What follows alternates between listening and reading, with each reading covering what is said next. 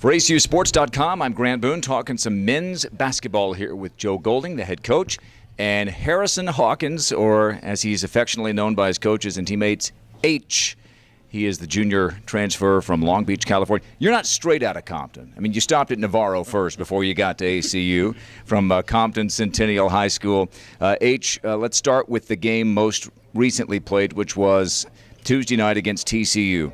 You guys down 14 early in the second half, 45-31, and then you begin to lead them back. You had 13.7 rebounds, 6 assists to help bring ACU back. Tell me what was going on in the huddle when you're down big early, and then as you begin to come back. What's being said, what's happening in the huddle and on the court? Well, our goal is just to always get better, improve from other games, and that league has been getting higher. So our motto in the huddle of that game was just to chip away every possession and get it down, 4-minute games, and see it from there. And you did, and you guys, with about 4 minutes to go, were tied at 58. Give me 5 games into the season now, just a sense of what the experience has been like. I mean, you guys have played on some of the biggest stages in college basketball. We can easily look at this as a negative experience, but we can take time to look at it as a positive experience for some of us, coming from JUCO gyms to some of the biggest arenas in college basketball ever. And it's just a great experience to be a part of, and we get better. Let me put you on the spot here a little bit. Give me a moment on one of the trips that you've taken, a cool moment, whether it was maybe something off the basketball court or something outside the game, not on the court, but just something, whether it was something you saw or something you experienced on that trip. Biggest part, right before our shoot around that late night before Maryland, Coach Golden is telling us to soak it in, understand this is Maryland, this is a big stage we all have looked at as kids, and just take time to look at it and enjoy it. But that next morning, get ready for a business trip. Yeah, and it was business. You guys led deep into the second half against Maryland. Just a thought here. So many new players. Parker Wentz is the only person on the team who played at all last year for ACU. How has the team come together, and what has the challenge been like? We're doing a pretty good job for about 12 new guys coming to play together for the first time. We're doing pretty good. Just understanding each other on and off the court, personalities, knowing each other's role, and we're just going as a team. All right, H, let's talk to your coach, Joe Golding. Hey, Joe, I would think that not every collection of young men could come back from a big loss on Sunday, a frustrating loss, an exhausting trip, and compete the way your guys did on Tuesday night at TCU. No, I was extremely happy for our guys, and we told them after the Iowa game, Grant, that was on me. That wasn't on our kids. I mean, our kids have done everything we've asked on this trip.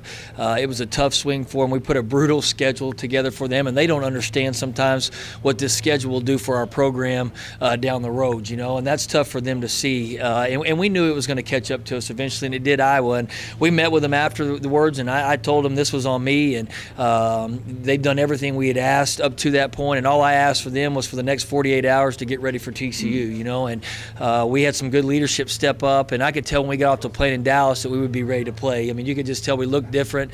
We were probably glad to be back in Texas, and they probably thought they were home, the closest they'd been to home in a couple weeks, but I was extremely happy for their effort last night. You told me you had a quick film session after the Iowa game. Yeah, it was the quickest film session in the history of ACU basketball, probably, it lasted on the bus to the elevator up to my room, and then we disposed of it pretty quickly. Yeah. So I don't even do we play Iowa? Yeah, I forgot. But it was kind of like Field of Dreams. It's like in the mist. But specifically Tuesday night, it wasn't just about competing. Your team really executed, I thought, for a good chunk of that game. No, they did, and they played well. And the growth of our team, too, is being down 14 points, and we could have folded very easily. We got a bunch of new guys. We've been beaten up over the last couple weeks, and they didn't, man. They chipped away, like H said, and they battled, and they got some defensive stops, and then we hit some shots, and then we got the momentum and gave ourselves a chance. That's all we told them the last 4 minutes on these games. Give yourself a chance to win, and our guys did that, and all credit goes to them. We executed much better, and we did some good things. We took care of the basketball. H grew as a point guard. I thought he played really well. We've been on him, coaching him up every day, and trying to continue to make him better. And I thought he did some really good things last night that will help this team down the road.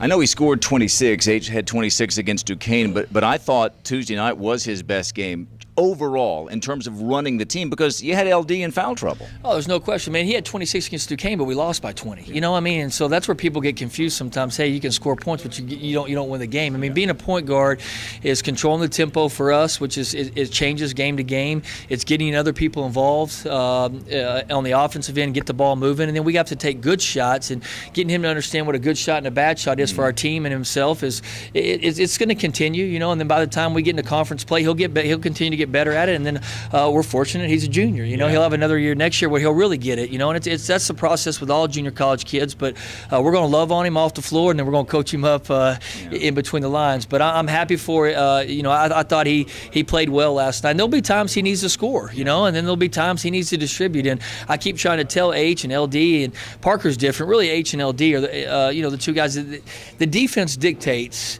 what they can do. You know, and how they play. We can't dictate it. You know, and so they're starting to grasp it, and you can tell that they're buying into it. Quickly, I thought your bigs, Lancaster and Payne, played well on Tuesday. Yeah, I thought Jacob gave us some good minutes, and then he got hit in the head, and then we went back to him a little bit in the second half, and then we decided to stay there with Riley. But Jacob's a kid that continues to get better in practice. He continues to work hard. He helps our team when he's on the floor because of his size, and it's tougher for teams to go on the score. Riley just does things right. He's a very, very smart kid. Has 4.0 as GPA.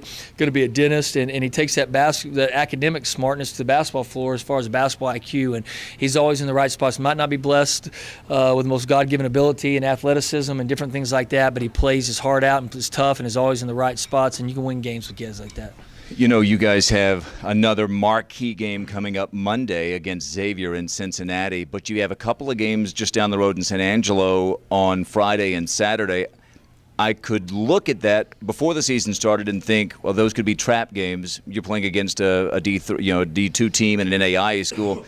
But for a team looking for its first win, I would imagine you're not looking any further than Friday night at 5 o'clock, are you? Oh, I mean, I told H when we got in the car headed over here, man, these are the two biggest games of the year for us. You know, and Friday's the biggest game. I mean, if we want to win, if we were as upset the other night in TC in the locker room, if that's real, you know, and that's not fake, and you're upset and you're mad because we hadn't won, then we get off that bus. We should run to San Angelo, you know, to get there, to have a chance to win. And I'm excited to see how our guys respond to that. Because now it's on the flip side. You know, these guys want to be a Division I school, and so we're going to get their best shot. And they're going to be ready to play, and we're going to have to play really well to get them. But that goes with our leadership, and hopefully our team is starting to gain that, and we get that in a few guys, and they understand the importance of Friday night. You know, when we built this schedule, Friday night and Saturday were really important to the process of this, and I'm anxious to see how our guys respond. All right, Friday and Saturday, both games 5 p.m. tips, as ACU takes on Western New Mexico and then Northern New Mexico there on the campus of Angelo State University.